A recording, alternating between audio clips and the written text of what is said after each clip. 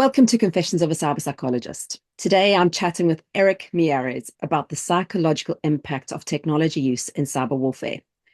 Erick is a retired Army Sergeant Major, a former US Marine and Army Special Operations intelligence professional, and is currently a Ph.D. student in cyberpsychology, focusing on the psychological and cognitive effects of offensive cyber and computer network operations. Welcome, Erick. I'm so delighted to have you on board. Thank you, Caroline. I appreciate the opportunity.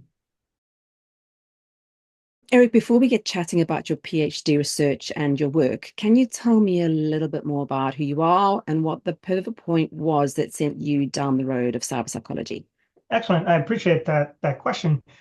So it's essentially, my parents immigrated from Cuba. My mom was pregnant, and we ended up coming to Hialeah, Florida, where I was born.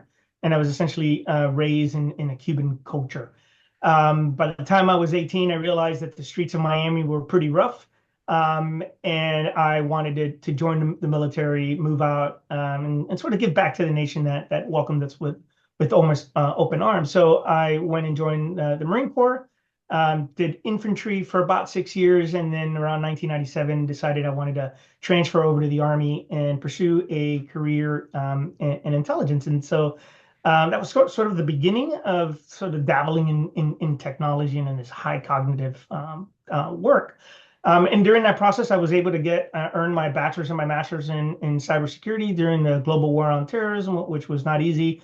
And towards retirement, right before COVID, I decided to pursue a second master's in cyber intelligence. But unfortunately, due to COVID, I wasn't able to finish it.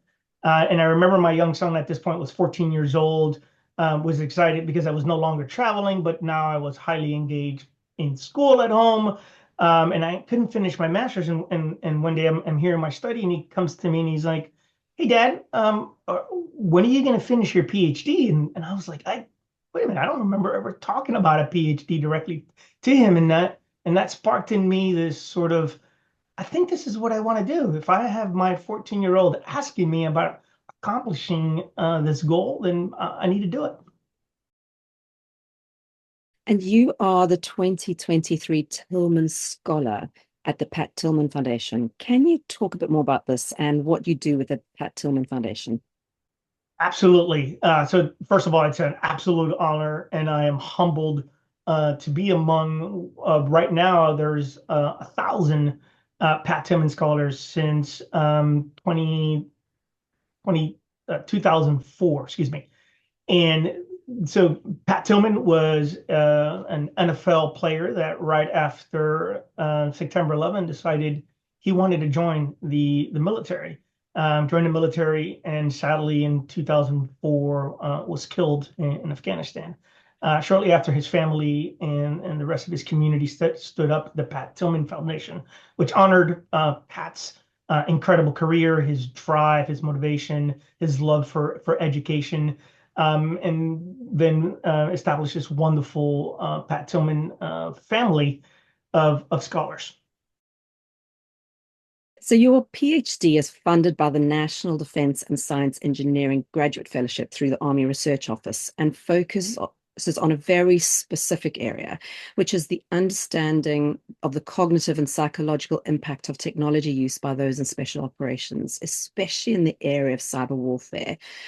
Could you talk about why this is such a very important area of research? So right now, from my understanding, I'm one of the first NDSG fellows leveraging cyberpsychology.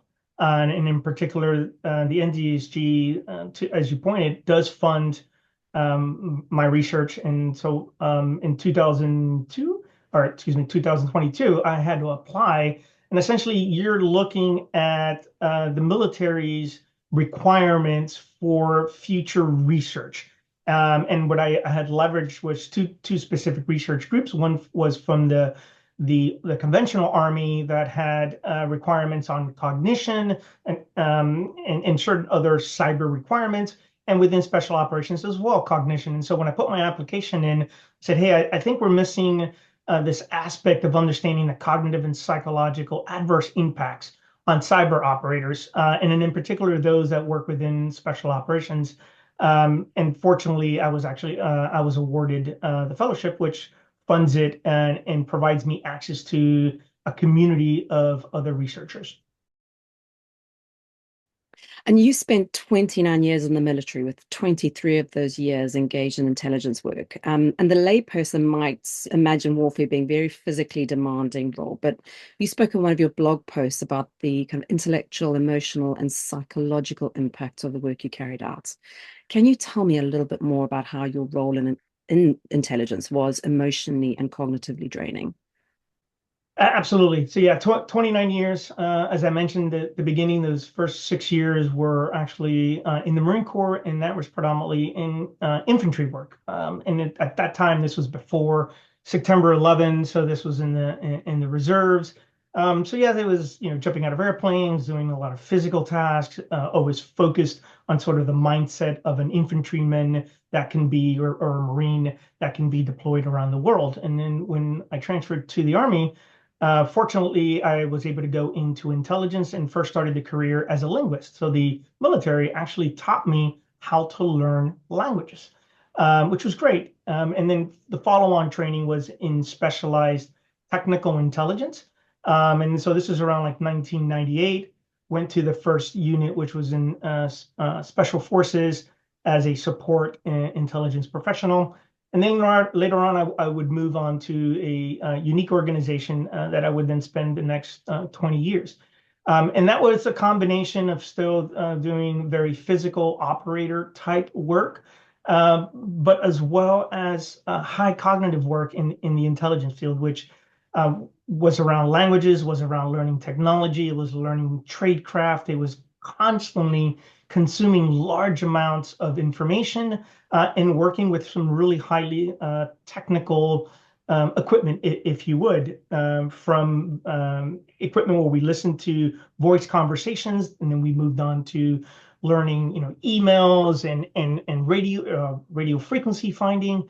And that was a unique balance between the physical world of being an operator and at the same time having to engage in this high cognitive work, which I submit during that time, we weren't very aware of how much, in particular in the global war on terrorism, how much technology played a role in our work. And long story short, by the time I started to retire, when I was able to reflect back on my career, I realized that there was additional impact that wasn't only on the muscular skeletal, it wasn't only on sort of this known post-traumatic stress or traumatic brain injuries, but in fact it was cognitive. It was just high use of or lack of cognitive bandwidth by the time I was done. I can imagine that.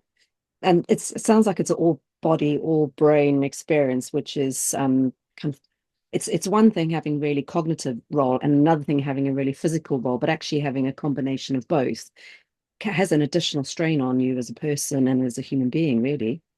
It does, and in particular, there are unique roles where some will focus on technical work, and that can be accomplished in certain government facilities or military bases, and that individual's career will predominantly be technically focused. But there are unique roles where you're taking that a knowledge of technology and then you're applying it back in the physical world. So, from a cyber psychology perspective, this offline, online world, if you looked at that way, there are certain individuals in the military that the roles are predominantly offline. And then there's some that are online, for example, cyber operators, drone operators, and a couple of other ones. But then there's the uniqueness of having to go back and forth between sort of these, your online self and your offline self from a military or an intelligence capacity. And this leads me into the next question, which is about during our initial conversation, you spoke about your PhD journey being a very personal one for you. Why was this so personal?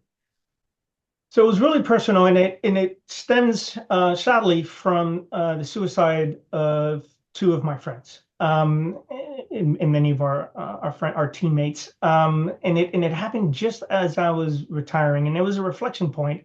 To that point, I was very knowledgeable of other individuals that died in combat. I myself had sustained injuries. But essentially, it was part of the job to you lose two people, and looking at it from a technology or mechanical perspective, we couldn't put it back together. You couldn't put these operators back together, and for me, just reflecting on it was okay. Is it traumatic brain injury? Was it post-traumatic stress?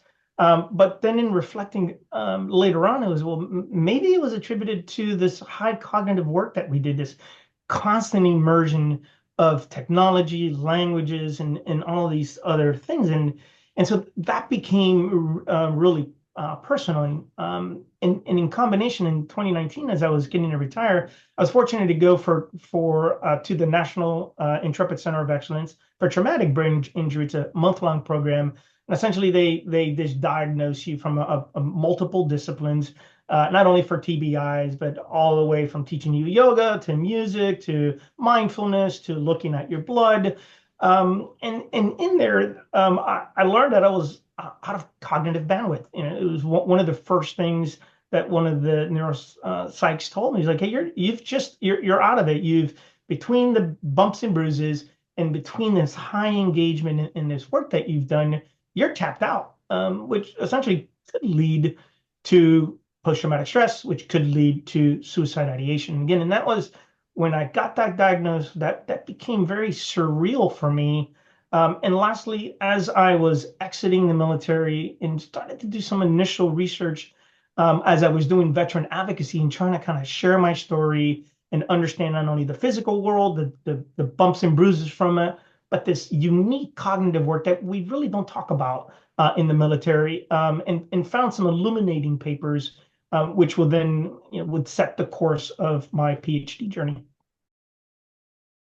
So going back to kind of the emotional and cognitive element of the role in special operations, specifically for those involved in cyber warfare, what are the emotional and mental skills that kind of person needs to do their job well?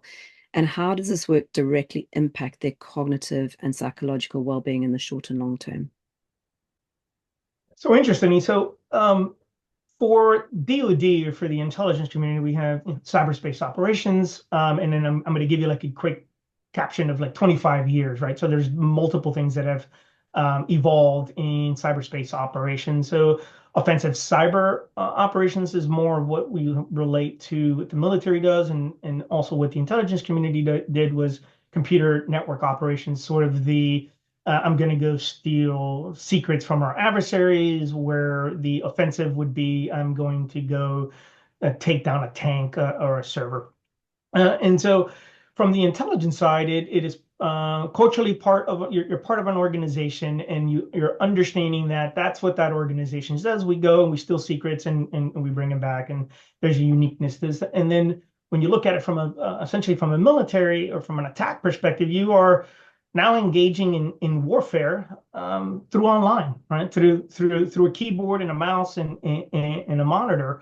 And so that, I believe, and this is part of my research, is that we don't understand that well. We don't, similar to we understand the physiology and psychology of putting a pilot in an F-35. We understand what it is to put a submariner in a submarine and put them, underneath the ocean, but we don't quite understand what it is to prepare individuals to engage in some form of warfare or cyber operations online. The uniqueness, I believe, with special operations, which is where a lot of my background came, is in support of real-time operations. It's not only from a tactical perspective, but it can also be operational to strategic.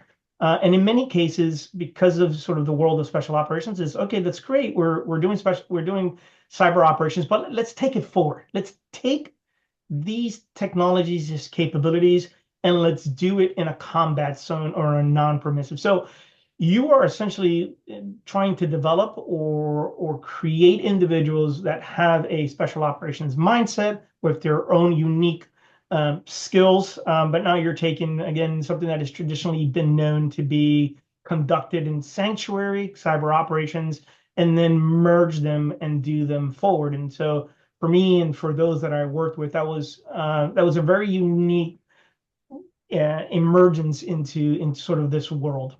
There's something that you mentioned while you were chatting about we haven't really focused on these type of people who are in the military or in special forces and who are operating at that level in intelligence space.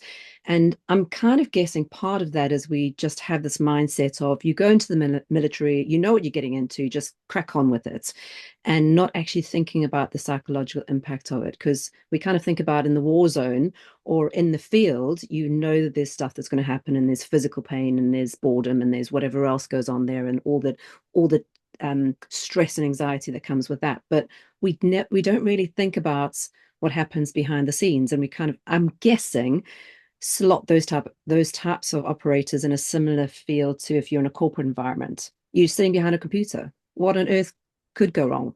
Why are you worried about the psychological impact? And I'm wondering if that's partly why we haven't thought about it. We just assume that actually that we don't think about actually they are at warfare. We kind of think of them as, oh, they're a desktop operator that kind of moves numbers around a spreadsheet. So they're fine, Right, aren't they? right, Aren't they? right, right. Brilliant. Exactly. For me, I didn't realize, and I think I mentioned it. It was a paper that was written by the Air Force Research Laboratory in 2013, where they actually studied the remote warriors, and this is for the Air Force, and so that included intelligence professionals, drone operators, and cyber warriors. And essentially, we knew more, from a military perspective, that we were having concerns with drone operators because of that psychological impact, and sadly because of the high rates of suicide. I submit that that was because, again, we quickly took a technology, a role, modified it. It was having very large impact in the battlefield, and we kept on doing it. But I think then, unfortunately, when something breaks, and then we've tried to figure out, well, why did that break? Because we didn't prepare, and even to our fighter pilots and our special operators, which I'll talk later on, we've as of recent realized, oh dear, we made them strong. We can make them shoot better and swim, but there were these issues that they were having. Yeah, hopefully that answers. I'm sorry. And also, you mentioned during our initial chat, there was a term you used called Cyberspace Operator Syndrome. So I'm assuming that's a similar thing, but can you tell me what the syndrome is and what the warning signs are for someone who may be in danger of suffering from that syndrome? Absolutely. So, and I'm glad you brought it up. So, operator syndrome essentially was written. It's a paper written by Dr. Chris Free and some of his colleagues back in 2020. And Chris and his colleagues interviewed hundreds of special operators, Navy SEALs, Rangers, Green Berets, EUD, and intelligence professionals, and essentially came up with a list of the constellation of medical symptoms that if you start this life of an operator and given an amount of time, you're probably going to have these things. And they're, as you know, they're as far as traumatic brain injury, endocrine dysfunction, sleep disturbances, chronic joint pain, substance abuse, depression, suicide, anger, worry, rumination, impacts to the family, problems with sexual health, being on guard, hypervigilance, memory concentration, cognitive impairment, and vestibular vision and impairment. Wow, that seems like a lot, but if you kind of share them and you show that to anyone who's a special operator or anyone that was essentially in the military and went in combat, they would be like, yes, I have all of those.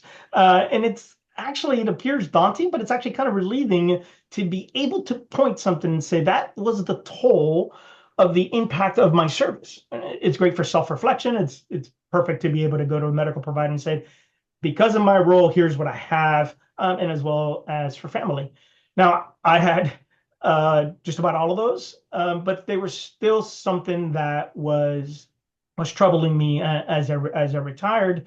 And in, as mentioned, those documents that I read about the Air Force and some other papers that focus very uniquely on cyber operators in this high cognitive work.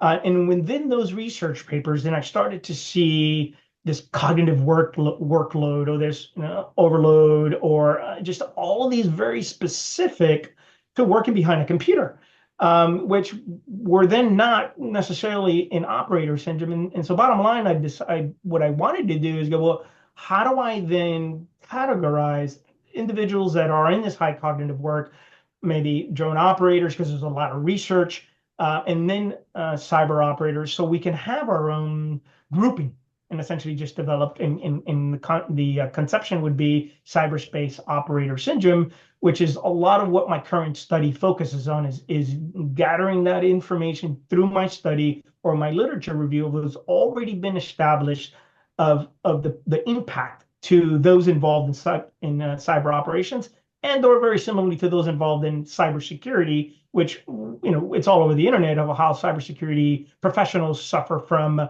stress, cognitive overload, burnout. However, it's trying to put this together for cyber operators. That's fascinating that there's a similarity with cybersecurity professionals, because you're right, in a lot of ways, those professionals are at the forefront of a warfare Mhm. against those who operate in the dark web, trying to fight for the good of the general public who kind of who feel safe, but it's those at the forefront of the cyber warfare from a cybersecurity perspective. And it's a huge responsibility for them to put up this barrier to say, here and no further, you will not harm the people behind me. So that's a really fascinating perspective on it. So do you think from within that, what you're studying will then have a direct impact on those who are involved in cybersecurity in terms of how they engage with their mental health and how to help them through any PTSD or whatever they get? And I'm assuming they probably will get some element of PTSD if they're involved in a big cyber attack. Yes, especially from a cyber attack where you're more of a target, right? So from a military perspective, that would be defensive cyber operations. Very similar to you previously had Todd Fletcher, who is studying SOC analyst from a corporate, right? So those that work in big companies defending the equities and those networks and based on that organization. But now you have military or from the intelligence community, from the government, that are protecting from our adversaries who are quite literally throwing everything that they can at us, from technical means to even psychological and from social engineering to try to get into our networks. And you're that you're that lonely team of individuals that's trying to defend from a never-ending wall of attacks. And so, to your question, I believe so. I've taken a lot of the research that came from cybersecurity, which was part of probably the last year of my literature review in diving into it, but going, okay, this is very similar, but then this is very different. In regards to, if you look at it, it's a person who is defending things coming at them or the network. So you're in this defensive posture. And you get to be a little bit different as an individual, and I'll explain that later on, sort of within the cyber psychology theories or principles. But you're now an individual that needs to work in anonymity, become someone else, if you would, to then attack an adversary however you can. And so, yes, both are engaged behind a screen, looking at ones and zeros on a variety of tools, operating on a keyboard and a mouse. And which I submit that today we're still using a keyboard and a mouse and a monitor to engage in this sort of six-dimensional world. So there are some principles I think that from my study can be used for those in cybersecurity, because many of them actually do come with a background. They're very similar in what we learn the technologies. We have to learn how the internet works. We have to learn how computers work. The cybersecurity folks have to learn how the adversary, to some extent, thinks and operates so you can counter it. We have to, then the offensive individuals have to think of how the cybersecurity postures are in place so we can bypass them, but also not get caught. So it's this kind of chess game. But yes, I think that the research could mutually benefit both sides. And you spoke about that there is a difference. And one of the things we spoke about previously is the future of cyber warfare. And you used the term that's one keystroke being the fastest activation of warfare, and especially those cyber operators. So what do you mean by this? So what I mean, so that's captured into what some have spoken to me about, and I finally was able to conceptualize the fear that I had by pressing that enter button. Very similar to the fear of holding a weapon in combat, your finger on the trigger or off the trigger, and then you press it, and by accident you press the trigger and you fire a round, right? And you inadvertently hurt someone, or you hurt yourself, or you make a mistake. And so that impact of hitting that enter button can be pretty severe. What I meant by that too was I believe, I can hit that enter button and send a ping or a command all the way around the world much faster than I think than a nuclear weapon, than a laser. I mean, you can't take it back. Once you hit that enter button, it goes. And so right now, one of the aspects of being a cyber operator that I'm focusing on is what's called a high fault intolerant environment. This is the fear or the parameters that cyber operators kind of live by. No one wants to make a mistake. You're still in the military. You're still in the intelligence community. You're high cognitive, high functioning individuals. You're perfectionists. You also have your own personalities. And in particular, that's one of the differences too between our cyber operators and sort of a black hat hacker, right? And I can cover those similarities or differences a little bit different. So that impact of hitting that enter button weighs heavily. It weighs heavily to where you will go home at night thinking about the commands you executed, the functions that you did while you were on an adversary network, where you were first probing the network. So that little button, it's how we execute our commands, right? So. That has a huge psychological impact on them. So there's obviously quite a lot of pre-work that an interactive operator needs to do in order to get to that point. And kind of hitting that keystroke. What kind of work needs to happen before they actually get to the point of hitting that button saying launch the missile or whatever they need to do? I'm glad you said that, because it isn't as we see sort of in the movies. You have a lone cyber operator as is depicted behind a keyboard wearing a hoodie, right? Like, no, it's a team. There are in a variety of different compositions for the military and the intelligence community where it starts. But essentially, it's an operator or a team of operators. There's normally what's called an exploitation analyst or a cyber planner who's planned out this mission. You just don't go kind of cowboy behind a keyboard. So there's a lot of planning. There's a lot, because of the sensitive nature of these operations. There is a whole lot of planning. And so by the time you actually start to do an operation, it's pretty much somewhat understood what your intent is, what the goal is, what the landmarks are, what the rules of engagement, what you are or you're not going to do by the time you hit that enter button. But now that engagement through the operator, through the keyboard, through the monitor, and as I mentioned, let's just say a command line, right? Connecting their cognition into a command line, and then now being in an adversary's computer. There is so much data to visualize, to process. You're looking for threats. You're looking for indications that you may get compromised or your tool may not work. The difficulty is, I think no one necessarily wants to compromise a mission, right? Nobody wants to, especially some of these operations can be months and years of planning or that they've been involved.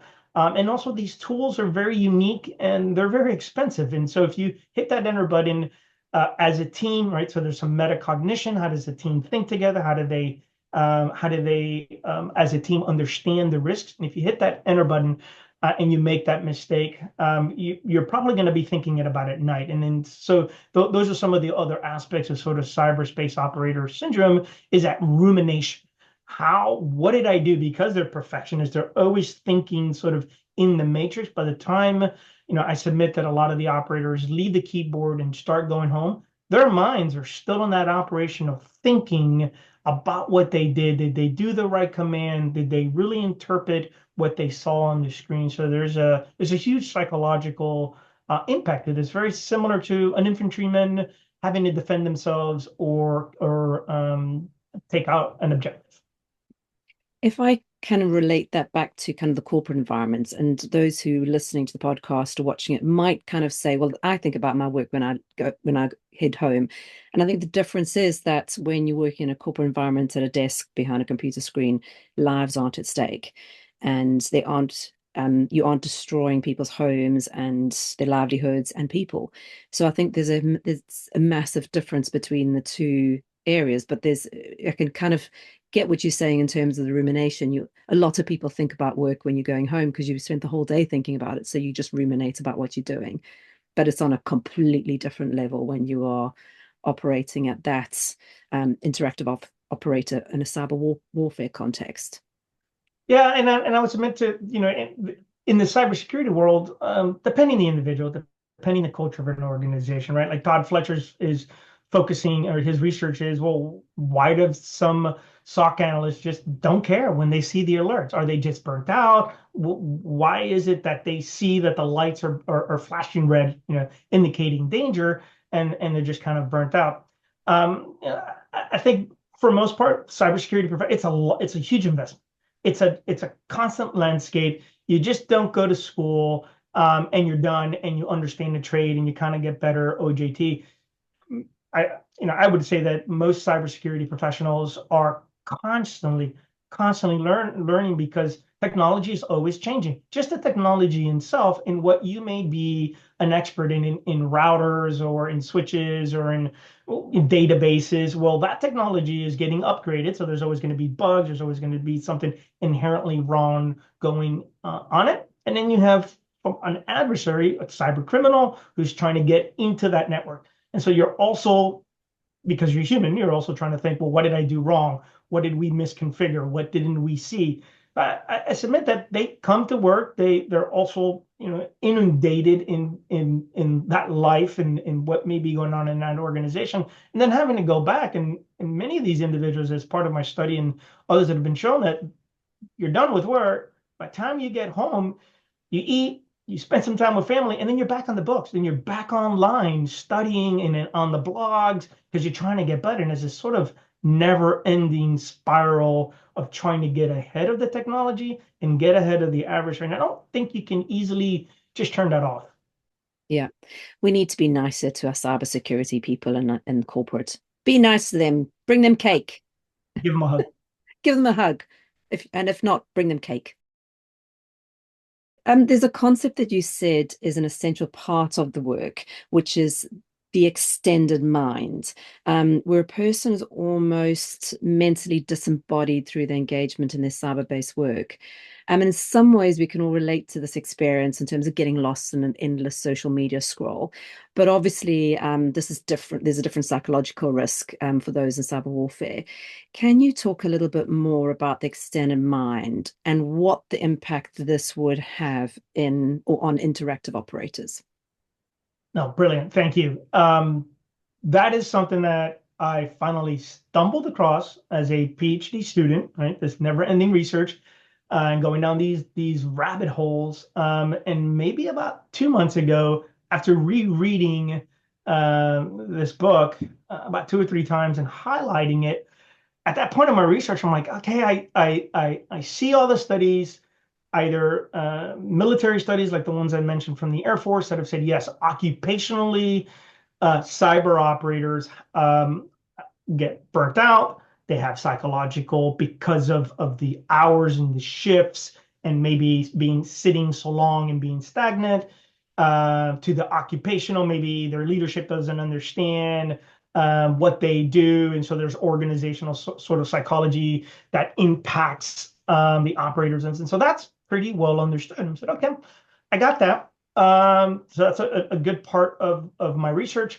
And then there is some research too that's done by IARPA. It's a U.S. agency that's actually studying how do we find methods to impose not only a technical but a psychological toll on cyber operators. How do we tire them out? And just a way to be able to sort of stop the cyber attacks, if you would, for lack of better words. And so that research was really interesting. I'd been looking at it for about 6 months.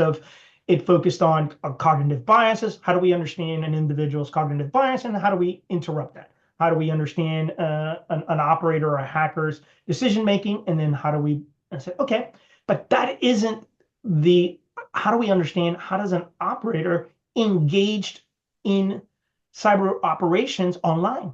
That is the meat and potatoes of it, if you would, similar to an infantryman running in the desert or in the forest, or a fighter pilot in an aircraft in the air. That we understand. We understand the physiology, the impact of that. And so I kept on always relating it to the movie The Matrix, right? When we see sort of those characters going into this little green web of lines coming down on the screen. And so that has been part of sort of trying to understand that, because it came from a movie. I didn't quite know the words of what it meant to go into this flow, right? So that's another theory that helped illuminate sort of this understanding that once you're behind the keyboard, once you're engaged in this activity, you kind of you lose track of time and space, and essentially your mind becomes part of that screen in whatever you're engaged in. And as a recent reading, the book by Dr. Parsons, it is called Cyberpsychology and the Brain.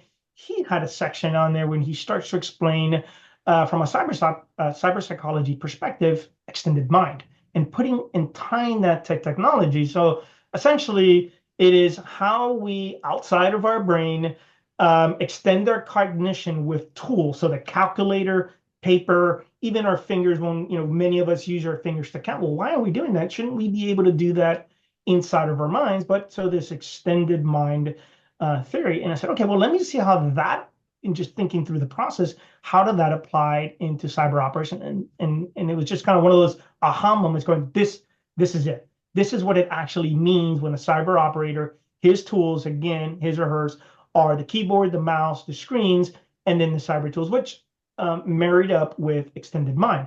And I said, okay, well, the next level that isn't necessarily in books or in any literature is then when an operator is actually, their tools are in an adversary's computer, and you are essentially cognitive-wise, right? Your mind, you're disembodied, virtually disembodied, and you're in that individual's computer. So I'll stop there. But it's kind of, in my head, I kind of think about it as virtual reality, when you are kind of transported mentally into the space that isn't your body. So you kind of going mentally into it. And Mary Aiken talks about that in her book, The Mhm. Cyber Effects, about how we actually enter into a completely different world. And we do that when you're in social media, you're entering into the space that is not physical, but you are there, Right. even though your body is physically in your living room. And we live in two different spaces. So yeah, it's fascinating how we can be in two places at the same time without leaving our sofa. Well, and so that's now a huge part of my research, right? So I pivoted a little bit, maybe about 2 or 3 months ago. I had received my IRB, Institutional Review Board approval. I had spent about 6 months putting together my study. It was probably about 99 pages by the time I submitted my IRB, because it had a lot of questions, had a lot of biographical data that I needed to understand, not only about a cyber operator, but a cyber operator that was in the Navy, in the Air Force, in the Marine Corps, in Space Force, Coast Guard, those that were involved in the intelligence community. What sort of was their military career? What levels of operations that they did? And then just trying to ask a variety of questions of those that I just kind of pointed that came from the literature review, trying to ask again. And then ask them things about like the dark triad, ask about online disinhibition. How does from the cyber operator's perspective, right, my participants, what does anonymity mean to them? What does it actually mean? And again, quoting or tying this back to cyber psychological principles, to have a persona, a personality, to embody, right? Because a lot of this work is actually anonymous, which is some of the aspects that can lead to hypervigilance. And then as of recent, I had to go back and modify my study and ask these questions about extended mind, and then hopefully developing what I think right now is just a hypothesis, which will be sort of a cognitive cyber presence. What is it actually? Not only, so it's a building off of extended mind theory, but now you're not only directly engaging what is physically with you to enter the cyberspace, but then also now be virtually, but somewhat physically, in an adversary's or target's computer, which here's a very interesting aspect of it. By hitting that enter button, you can open or close, wow, I'm going to date myself, the CD tray on a computer. You can actually, turn on the camera. You can actually then go from the physical to the online to the physical world and make it do something. So, Erick, outside of what we've spoken about so far, what are the main things you've learned to this point in your PhD journey, and what are you hoping to achieve from your research and work in operational cyberpsychology amongst interactive operators? Wow. So I've actually learned a lot, which is the beautiful part of this experience, right? And in particular, pursuing a PhD post a career, a 29-year military career, and wanting to be able to answer and get at some issues, personal, professional. And in essence, this PhD is more personal than professional as it relates to folks, the individuals that I work with, that I care about, and also from a national security perspective, to ensure that we are prepared and that we can take care of our future operators. Within that, it is looking at concepts like operational cyberpsychology. How do we better develop the understanding of, again, what does it mean to conduct cyber operations through online, and how do we understand that psychological and cognitive impacts, and then how do we mitigate them? How do we assess and select future operators? How do we train them? How do we maintain them? How do we employ them? And then also, how do we off-ramp them out of these roles where they can then go and have a successful life? So I've learned a lot. A lot of the research in cyber psychology actually has opened some great ideas for future work in national security.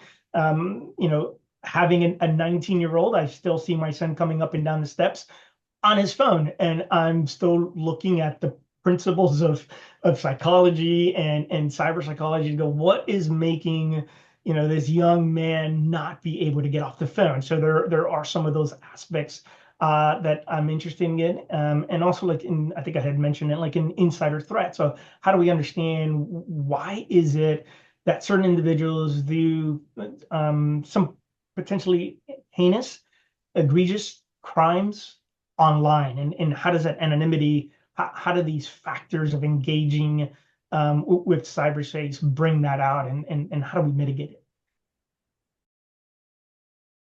And then from a future perspective, in terms of what are you hoping to achieve in the real world from your PhD research going forward, and how do you see this growing to be something that's bigger than just the research that you're doing?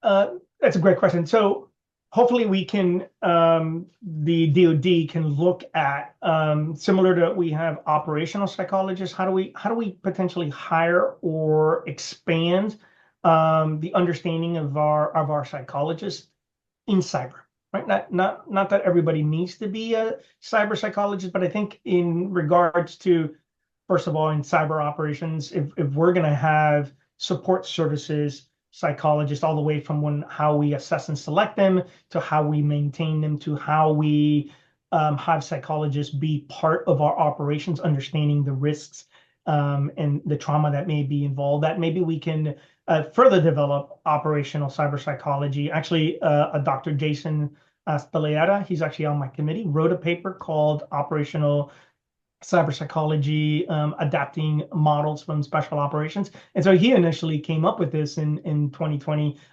Interesting, he's actually part of my committee, helping me sort of develop this. So the first one would be operational psychology, cyber psychology. Secondly, it would be cyberspace operator syndrome. Let's get a handle and understand, so we can develop occupational resiliency. We can better develop these operators for the future warfare. That, I think, is going to have an immediate impact And then I'm happy to kind of say that some of my initial research from about a year ago has actually made it into what we call the National Defense Authorization Act, which is then levying certain requirements on cyber command for taking care of our cyber operators. Because it isn't only, we're not retaining them. They come in, and then we're losing them after 4 and 5 years. And it costs almost $500,000, give or take, to develop an interactive operator, and we're losing them, right? And it isn't because they're leaving to go get high-paying jobs in Silicon Valley. Many of them are just burnt out, right? And then this is just kind of my quick sway at it. So it is taking that into consideration. And then lastly, it would be how do we build technology? How do we build these tools from human factors that then account for, again, some of what's coming out in the research, this extended mind? What does it actually mean to engage with the cyber tools in this more of this military offensive cyber perspective? This is really pioneering work and just putting down the foundations of what it means to operate in this area. It's extraordinary, brilliant. So you spoke about Todd Fletcher, who has been on the podcast before, and he's in the psychology of cybersecurity professionals, so looking at preventing cyber attacks in business. And then I've also spoken to Dr. Marshall S. Rich about forensic cyberpsychology, which is a different area to Todd's, which is investigating the psychology of bad actors and cyber attack perpetrators. So how is what you're researching different to what they're doing? Because that's a very different area of cyber psychology research compared to what they're doing. So where do you fit what you're doing into that map of cyber psychology? I think we almost feed off each other. So interestingly, I know both of them. I speak to Marshall kind of every other day. He's been helping and guiding me, along with Dr. Mary Edkins. Obviously, she's the head of our cybersecology program, which first had to hear this pitch about 2 years ago, going, "You want to do what with cybersecology?" And so that went well.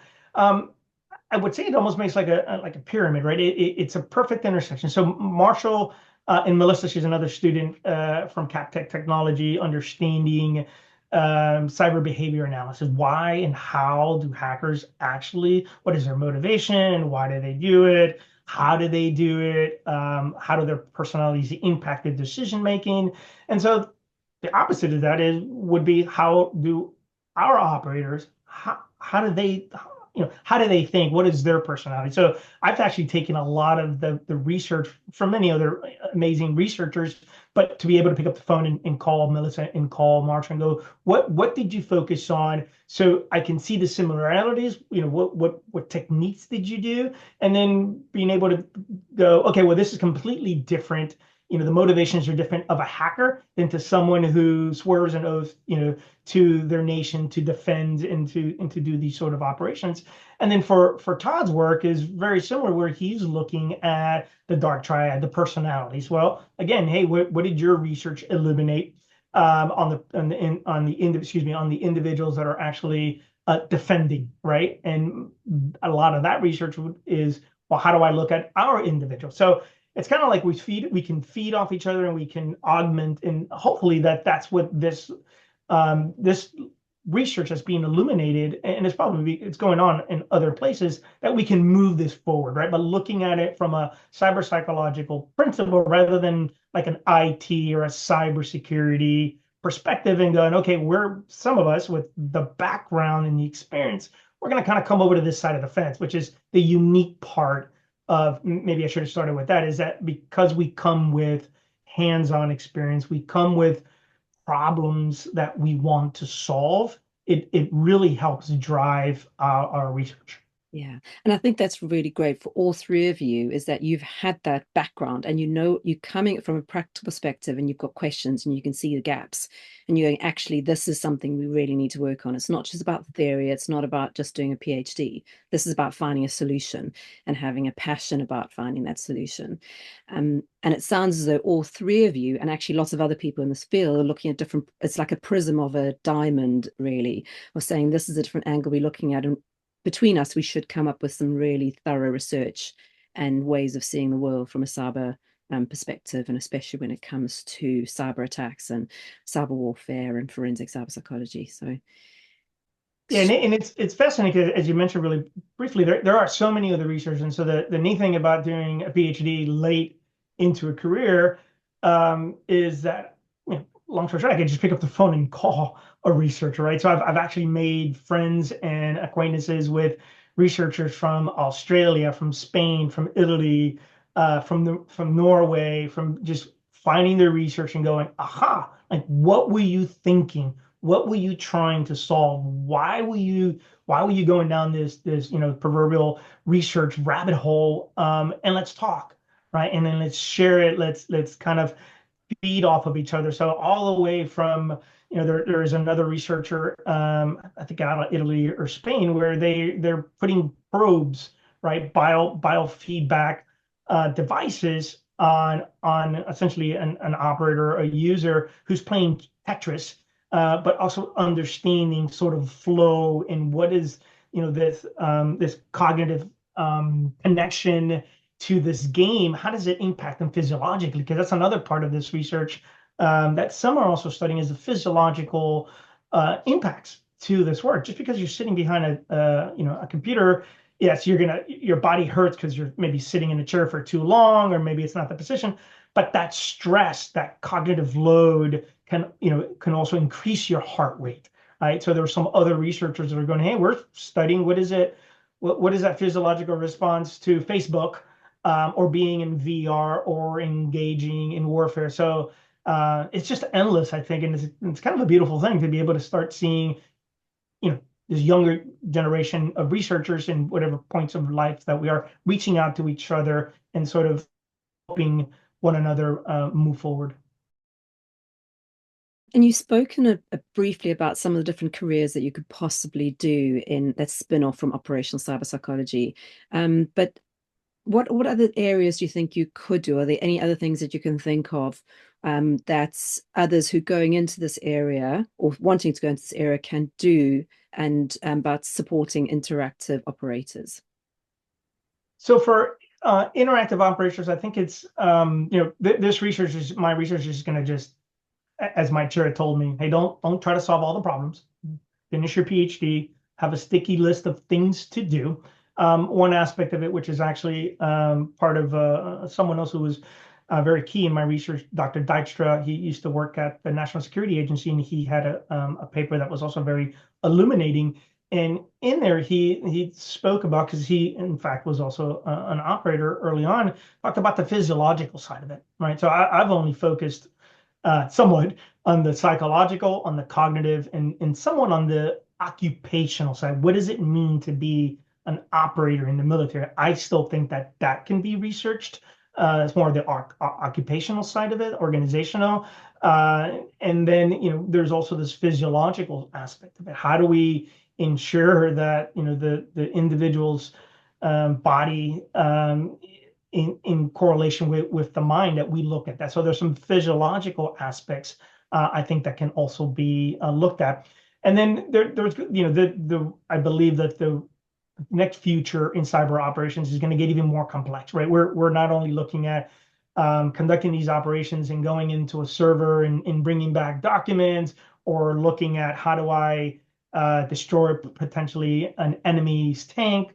But then there's going to also be other types of some cognitive warfare, how to potentially operators now have to understand this unique world of, now you're going to be going after a human at the other end of a device. And now you're going to be potentially messing with their brain, with their mind. I think those are, but we have to then understand the operator who's behind the keyboard and ensure that they can then do, sort of working backwards, what we're going to ask them to do, right? Not all operators, I think, are created equally as individuals. Some may love the focus on just hacking and getting into a computer and taking secrets. But it's a little bit different, even from a moral injury perspective, to go, you're going to be the person that hits enter, and at the other end, maybe a device explodes and potentially causes a kinetic harm. So that study, which has been kind of part of what we discussed with remote drone operators, is looking at this sort of kinetic aspect potentially to the future of cyber operations. So if someone was looking to get into this field and they were listening to what you're saying and going, wow, that's interesting. I really want to go into this operational cyber psychology. It's a very specific field. So what do you suggest they study? What kind of path do you think they should specialize in order to kind of find themselves or get into this field? That's a good question. And we discussed it earlier, even just looking at the universities, right? I just stumbled across Capital Technology University, ended up going for cyber psychology. There was a few other fields that I wanted to be able to take what I had my career in intelligence and in technology, in languages, and try to apply, kind of roll into another field without recreating the wheel, if you would. So I was fortunate to find CapTech. It had a great program with cyber psychology, and that gave me the latitude to bring in this new problem into the space from a national security perspective. And talking to Dr. Mary Adkins, and that worked out well. I I still don't know an inventory of the different universities that offer cyber psychology. For example, Todd's his program is not necessarily directly cyber psychology, but it is psychology. But he's leveraging it, and I think that today just the title is transparent. I would say it's what you want to solve, and in particular, if you're at our point in our careers where you've had some form of a career and now you're trying to take that and move on, it's how do you get through the process without making it more difficult on yourself? And then how can I think your research and having a plan to where you want to go, right? So I would love to be able to continue to work for the DoD, but I can easily take this and by the time I'm done with this and roll the principles of cyber psychology into online safety for children, or looking at cyber behavior analysis to stop future, crimes, or morph it into the development of technologies. I think it's kind of providing yourself that flexibility and planning out a bit. Because as you know, as you start this research, there's going to be things that pop up and you're like, oh, that's a brilliant idea. And you try to go down that way. So I think it's a little bit of planning, but really then just doing it. Just going and saying, hey, I can afford this university. This university gives me the flexibility. I surround myself with smarter people than me. That would probably be the key thing, right? All the individuals on my committee are subject matter experts, and that has what's made this process for me successful. And it's about taking the step and just jumping in. And if you've got a burning question or something that you're really fascinated in, it's just doing the research and having a plan and knowing what you want to achieve at the end of it. So yeah, I agree with you, absolutely. Erick, we're coming to the end of our chats on this podcast, and there's three standard questions that I normally ask my podcast guests. And the first is, what is the most important question I haven't asked you yet? So maybe what don't I like about cyber psychology? Right? So what don't you like about cyber psychology? It's endless possibilities, right? It's quite literally Yes. endless possibilities, and it isn't quite fully established. Which to me, psychology was probably something that I was interested when I first came into the military and decided I wanted to go to school. I said, "Hey, I'm going to learn psychology." Never went into it, and just kind of pursued my military career. And funny enough, then later on, based on the impact and the toll of my service, I wanted to focus on psychology and cognitive psychology. But then as I looked at cyber psychology, it was just like, oh my God, this is just so difficult because of the how the different focuses and how it's still being established. I think we have a different way of looking at it, or leveraging it in the United States differently than in the UK. Obviously, folks like Dr. Campbell in Australia and other individuals of how they're looking at it. I think that's the hardest part of it, is getting a grip on it. I can tell you that I can probably fill 2 or 3 pages on what cyber psychology is, but I think I know much less now than I actually did when I first started, just because it is just it's kind of beautiful of how much it actually interconnects with everyday life, but how little is actually known about it. Yeah. And I always say that, or I say it so often, that's the exciting things about cyber psychology is you can kind of create your own field in a way, or own speciality in it, because it's so new and there's so much that needs to be found out, and there's not enough people doing it. So it's so exciting, but also so frustrating at the same time.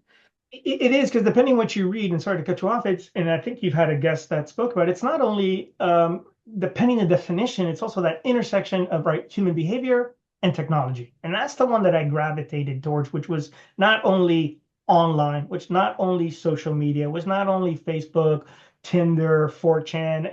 It wasn't only that, it was any of that intersection with technology, from that perspective, right? Yes, most technology today connects to the internet. Crap, your refrigerator, your microwave, your vacuum cleaner, right? It connects to the internet.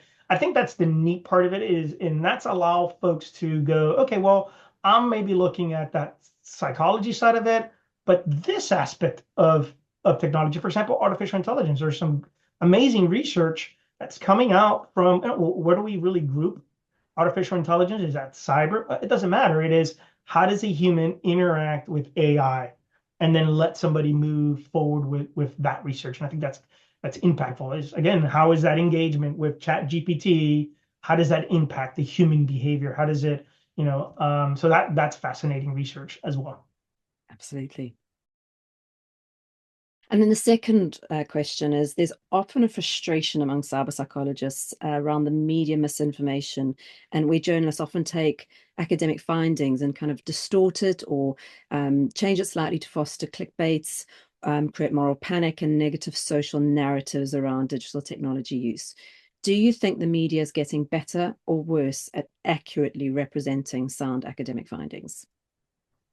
That's an interesting question. I think I still struggle with it because I haven't researched it. I haven't looked into, right, everything that I've focused on the last two and a half years has been academic. Not necessarily. I barely even Google anything, so I don't see what pops up in the media.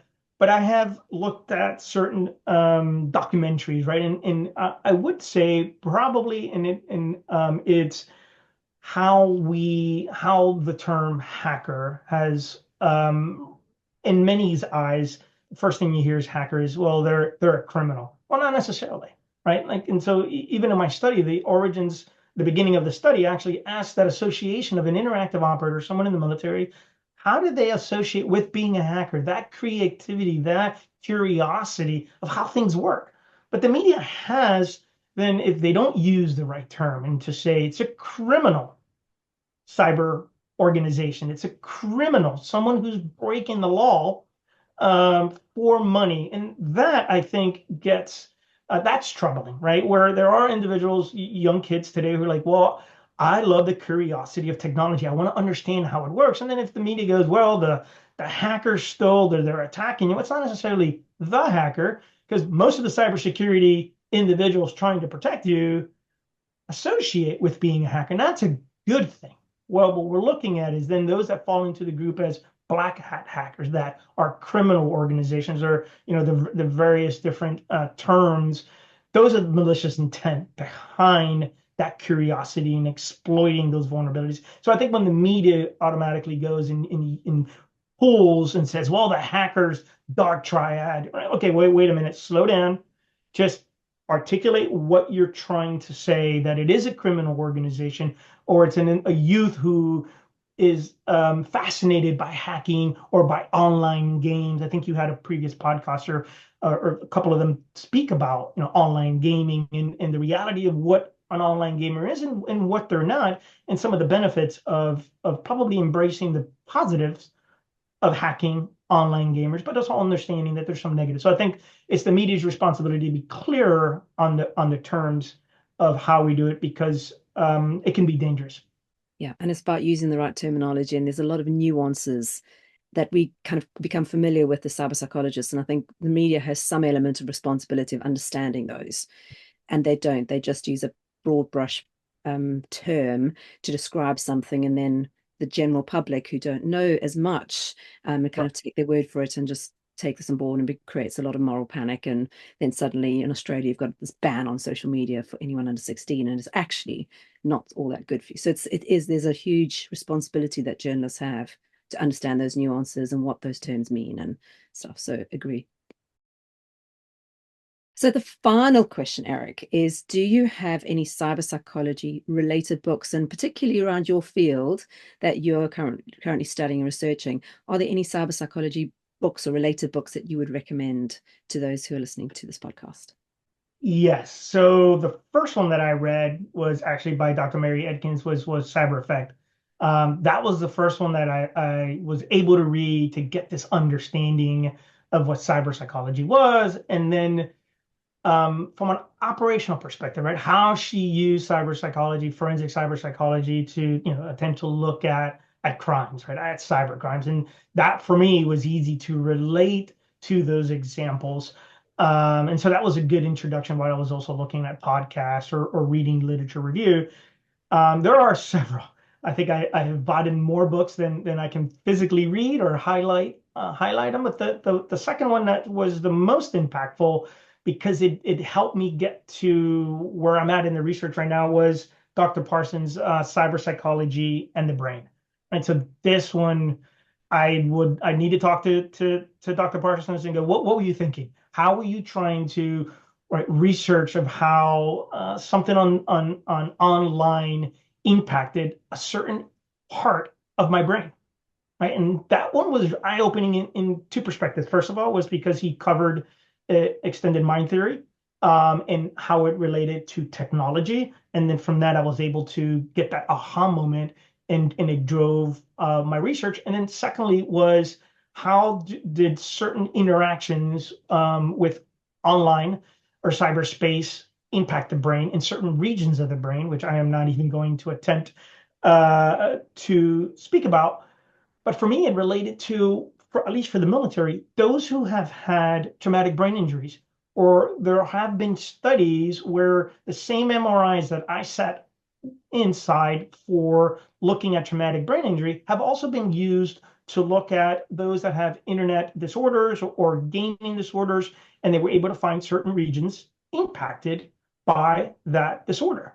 So that also led me to go, okay, sticky note, get to future research on how maybe we look at cybersecurity professionals, we look at interactive operators, and how that engagement, that deep engagement with online, has impacted their brain, because that's another way to potentially, from a health perspective, is go, okay, we're gonna care about the beautiful minds of these individuals. So those two books have been first, Dr. Mary's was the first one that kind of gave me the vision, and then now lately is Dr. Parsons, how it associates with the brain, and then the ethical considerations. His second book on the ethical considerations of online cyberpsychology. Brilliant. Thank you for those recommendations. It's awesome. And Eric, thank you so much for joining me at Confessions of a Cyber Psychologist. It's been so wonderful to catch up with you and find out more about what you're doing in this incredible new area of cyber psychology. And thank you for the work you're doing. Thank you for the research you're doing. And I do hope we get to chat about what you're doing in future, especially when you finish your PhD. And yeah, and when you've written your first book, because I'm quite sure there'll be plenty of stuff coming from you in the future. Thank you, Karen. I appreciate the opportunity.